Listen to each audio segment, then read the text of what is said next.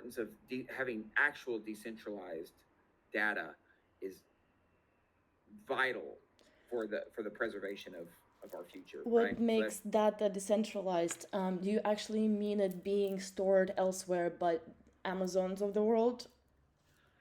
good question. Yes. So right now, the majority of data, yes, is housed on servers in these data warehouses, and there's benefits to that in terms of economies of scale, right? Because a lot of people are, it's easy, it's convenient, just like the convenience store is easy to go and buy a Snickers bar. It's easy to put data into these data centers and have one single centralized entity control them because you don't have to worry about it, right?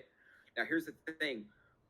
Also, though, the data is it lacks resiliency, it lacks durability to a degree, because what these guys do to protect your data is they replicate it. It's called data replication. Basically, they take a copy of that data and they put it at another data warehouse, a direct copy.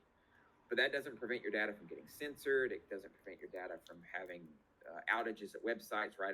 It doesn't prevent breaches, right? AT&T just had a massive breach, I think in 2019, and just recently, all that customer data showed up on the dark web. It's like 7.6 million customers' data from AT&T, like just an insane amount of people having their data just circulating on the dark web, right? Sometimes very sensitive data. What So what makes makes it data sensitive? Yeah. So here's the thing. I think people hear data and they just think of mathematics. They think of some just neutral, non-emotional piece of information. Let me make this really emotionally palpable. So there's an author named Kay Renee who writes romance novels. She was writing her article in Google Docs. Okay, Google Docs stores all of their stuff on it's with Google Cloud, Google Drive, all of it stored at a warehouse somewhere, right? Centralized. And they control all of that data. She had 200,000 words written on her novel. She showed up one day to start editing her draft, and all of it was gone, and there was a message that appeared from Google saying this content's inappropriate. This content's inappropriate. She messaged Google back, what happened to my novel that I was writing? She never received any information back onto why they censored her. So they censored all of her novel, her romance novel. And yes, her style of writing in romance terms is probably pretty licentious, to use a phrase. It's pretty graphic. Yeah, yeah, yeah. But she never did. Yeah, she never heard back about her romance novel. She lost 200,000 words. She was censored. This is what the the technical historian and the social critic Cory Doctorow called the great unpersoning.